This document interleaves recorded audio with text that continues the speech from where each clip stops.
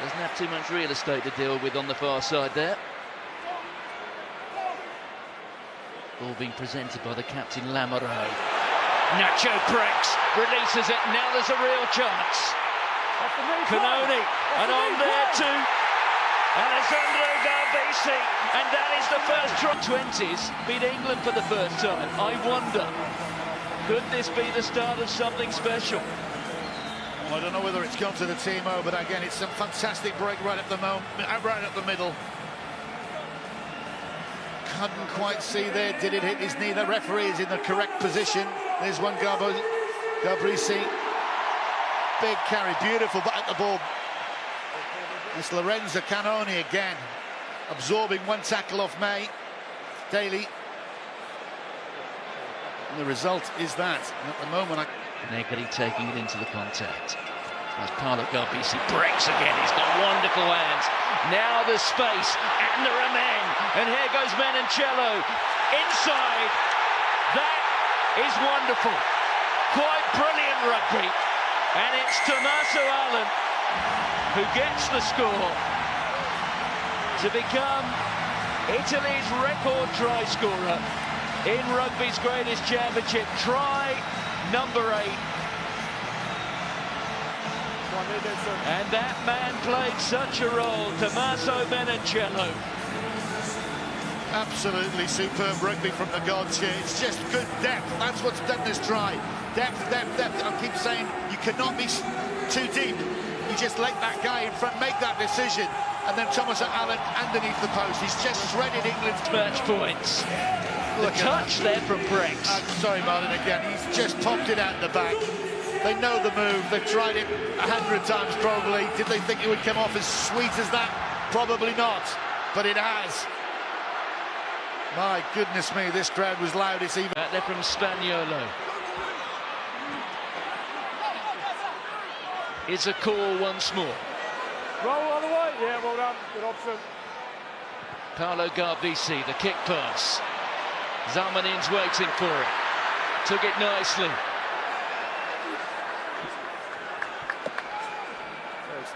Come on, Italy, you deserve a point at least.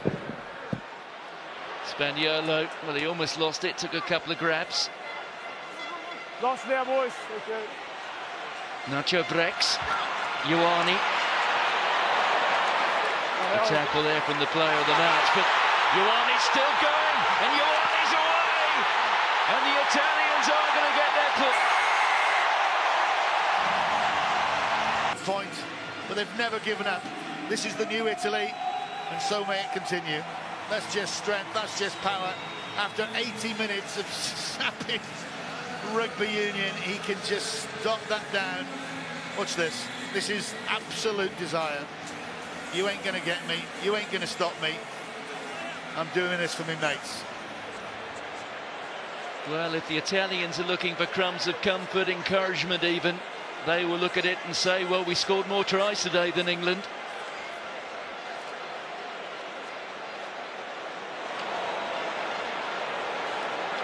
Bigger and better things, but this is also down to an Italian team who's absolutely not ready to let go and who are producing a lot of quality rugby.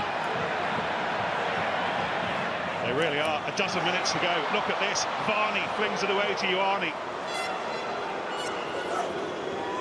Italy have only ever beaten France twice in the Six Nations. They've never beaten them in the Six Nations in France. 7 points adrift. A little over 10 minutes to go, and Brex, who's been magnificent today, continues to shove it up.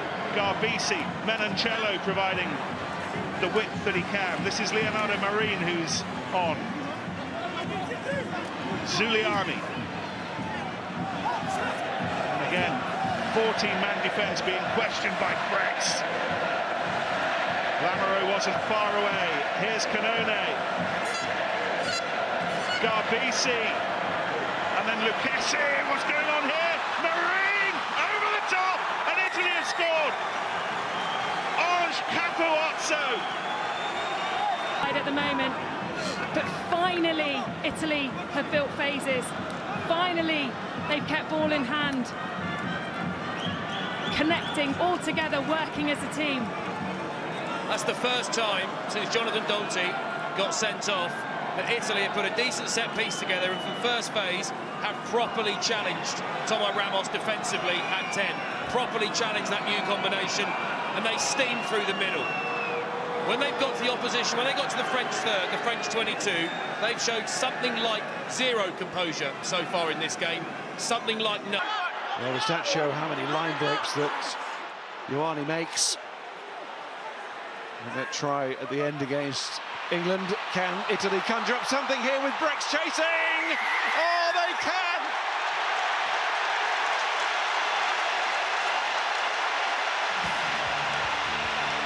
And he can hear, we can all hear.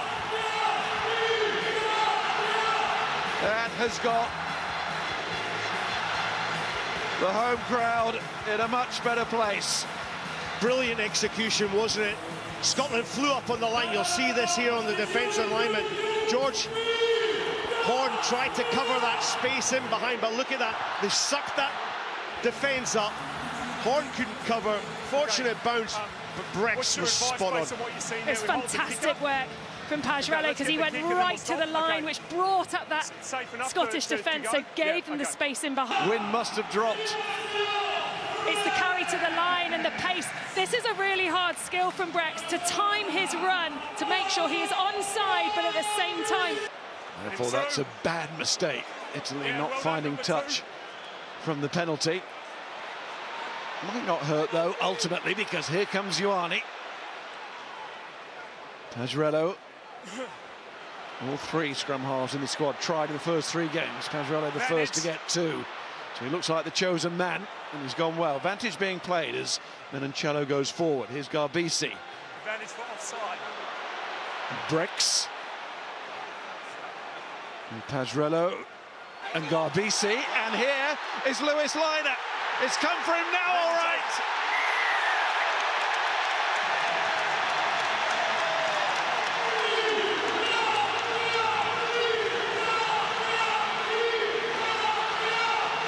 First cap, first try, not quite the first touch.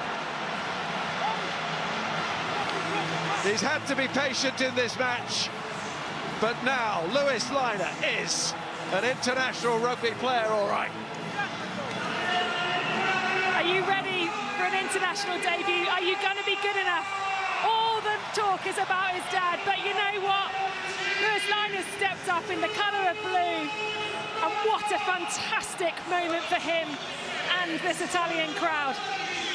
What a swing in the game as well. The atmosphere is absolutely electric here.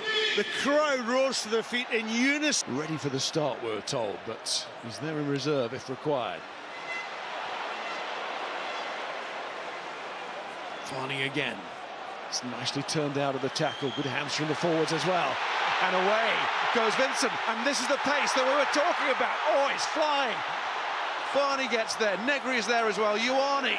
It's all about quick ball because Scotland are desperate here to get back in position. They're calling for help on that far side. Garbisi's seen it. Brex has seen it. Tipped on from Capuozzo. But Scotland just got their numbers in position in time. Capuozzo, though, goes again, and he's flattened, and it might have actually hurt Turner there, who's in pain on the floor. Italy have lost a player down as well. We'll concentrate on the ball because this is very much alive, this attack, and it's Brex again. Oh, and Lynagh was calling on the outside. He was free and unmarked and knew it. It's a penalty. Negri goes once more. Varney goes again. It is a try in the end. And that is how to whip up a crowd. No tannoy required.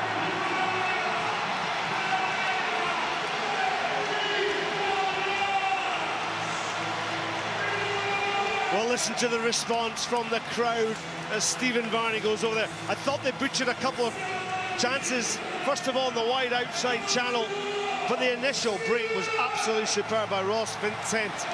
He was electric. Look at this play into the heart of Scotland's defence. Now, they should have scored on the far wide outside channel, but Varney did really well here, sniping round the side. But again, it's all boiled down to Italy continuing to keep ball. And the Benetton hooker, again 7 of the 8 in the pack are from Benetton. And Menoncello alongside Brex, that's a menacing midfield. And easily over the gain line on the first phase. Few players make more past the gain line than Menoncello. Oh, and this is lovely handling, and there is Menoncello offloading to Monte Ioane. Beautiful play, Federico Ruzza up to within 8 metres. Advantage to Italy as well. Varney, the scrum half again. Still, they have that advantage. Can Wales keep them at bay?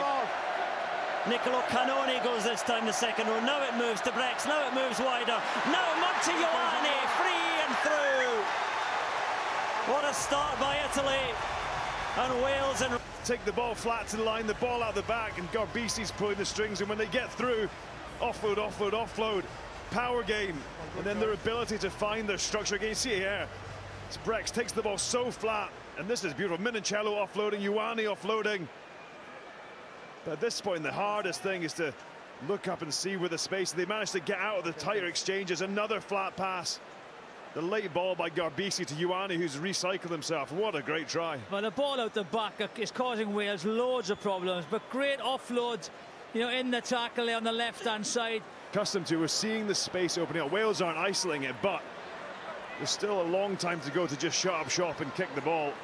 just to say that was a very clear net roll. And Monte Ioane now has Lorenzo Pani. Pani, Lynagh inside, Pani all the way. Oh, Lorenzo Pani! What a glorious try for the fullback. 2 years ago it was Capuozzo weaving his way around. Today it is another fullback, Lorenzo Pani, and that is a great try for the Azzurri. That is a brilliantly well-worked try. They know they've got, you know, just the edge over the Welsh defence. Again, it's a couple of clever plays. It's a deception that makes the defence make decisions. There's the first one. Again, he straightens up. The blindside wicket comes in. Ioane puts the ball away. Great support on the outside. That's it. Go in, go out. Bang, bang. Lovely step, and he's over. A beautifully created try by the centres, the inside backs. They hold the defenders, and this is great finishing by Pani. It is a great finish, but again, you talk about the impact Ioane has. The timing of his run onto the ball there, and then knowing more for his running, but his distribution, actually seeing the ball, seeing the space. What a great finish that was by Lorenzo Pani. When you have Brex and Menoncello, just what they're doing, they're holding